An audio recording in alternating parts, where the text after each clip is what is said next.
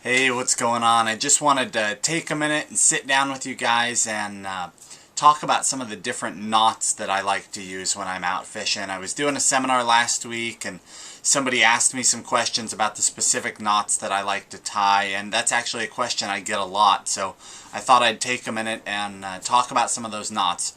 Really, there's only 4 knots that I use with any regularity, and I'll go through those in just a minute in detail, but what they are is the Palomar, the double Palomar, the San Diego jam knot, and then the blood knot for connections. Those are the 4 knots that I use most often, and we'll get into that here in just a second. I'll talk about why I use those individual knots. The first knot that I like to tie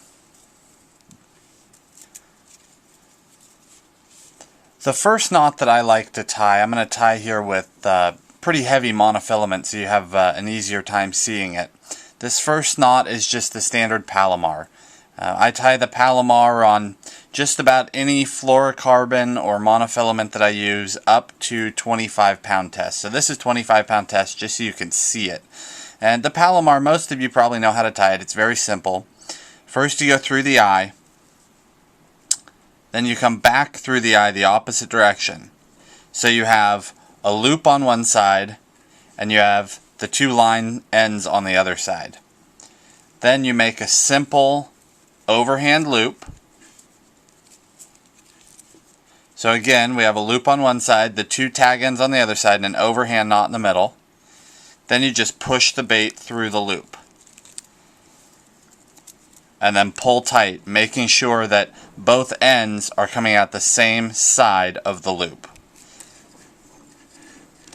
That's it, a very, very simple knot to tie. That's the Palomar.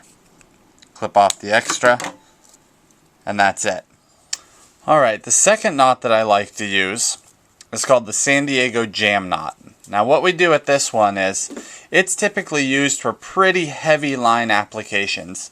Anytime we use mono or fluorocarbon over about 25 pound, and really the only time that I do that is when I'm throwing large swim baits. The way this knot works, again, it's pretty simple, but it will be a little bit difficult to see in the video, I'm afraid. But I put my tag end, the end of my line, through my hook eye, so you can see that it's through there. Then I bring it up alongside the main line. So the tag end is going back up the main line, and then I bring it back down. When I do that, I make a loop around my pinky finger, just to hold that line in place. So there's my bait, a loop around my finger, and then I start wrapping my tag line around my main line 7 times. 1, 2, 3, 4, 5, 6, 7. And that's going back down towards the bait. So you can see the 7 loops there. Then I take that tag end and I put it back through the loop that's made in front of the bait itself.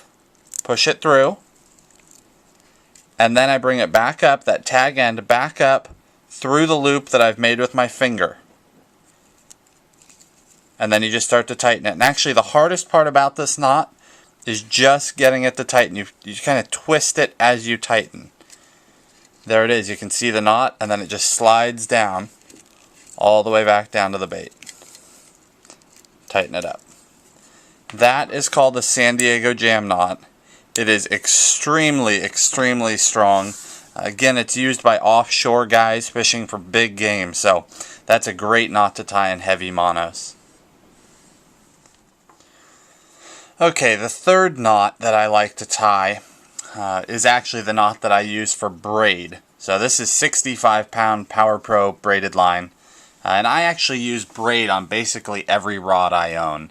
That was a transition that took me a long time to make, but it's something I do now. I mean, really with everything. Everything from a drop shot to a Carolina rig to a swim bait. I like braid. And, that's really, we'll save that for another post, but we'll stick to how I'm tying these knots right now. So this knot, this is called the double Palomar, and this is what I use for braid. The reason why is just a standard Palomar will sometimes slip, and this one I've never had a failure. So just like a Palomar, you go through the eye, But instead of turning right around and going back through the eye, you go back around the outside and through the eye again from the same direction.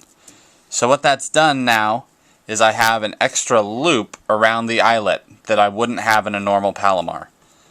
And then I go back through just like normal. The rest of this is just a normal knot. Back through, so I have the tag lines on one side, the loop on the other side, but again I have that extra loop around the eyelet. And then I just tie my overhand knot, put the bait through the overhand knot,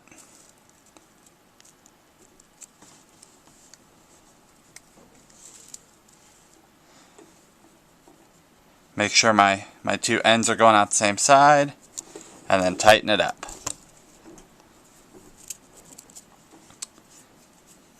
And there it is. And basically all that's done, again, there's an extra loop around the eyelet, and the purpose of that is just because the braid likes to slip a little bit. So that allows for just a little bit of something extra for the line to bite into and hold its place. That's why we do that.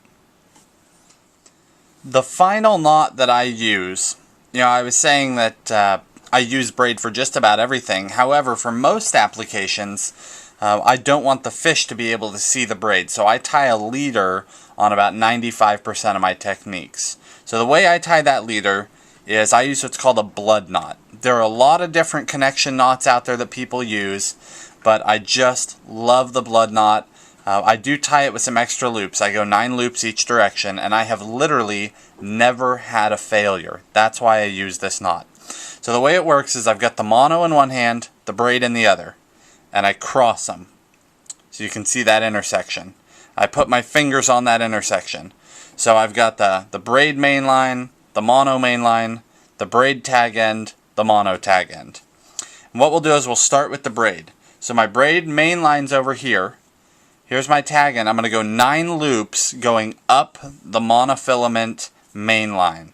1, 2, 3, 4, 5, 6, 7, 8, 9, and then I stop. And now where I have my hand pinched at that original intersection, I'm going to take that tag end, bring it back, and stick it through that intersection. So now it's laying between the braid main line and the mono tag end. And then I pin it again. Now I take the mono tag end and I go 9 loops the opposite direction around the braid main line. 1, 2, 3, 4, 5, 6, 7, 8, 9. Then I bring it back to that same middle point, and I go through that same center point the opposite direction of the braid. And you'll be able to see this better in just a second. Now you can see what I've done. So I've got braid loops here, mono loops on this end, and then the 2 lines crisscross through the center loop but going opposite directions. And then I just get a good hold and pull it all tight. That's all there is to it. You can see that knot here. This is how it should look when it's done, where I've got the 2 main lines coming from the ends, and then my 2 tag ends pointing exactly opposite of each other, going out of the center. That's it, and then just trim those edges nice and close. The braid will be a little tougher to cut with these scissors. Nice and close, and you're good to fish. And again, I have never had that knot fail. Alright, I hope you guys found some of this information helpful. Those are the 4 knots that I like to use most often. There are a few others for little things here and there, but those 4 knots will get you through 99% of your fishing.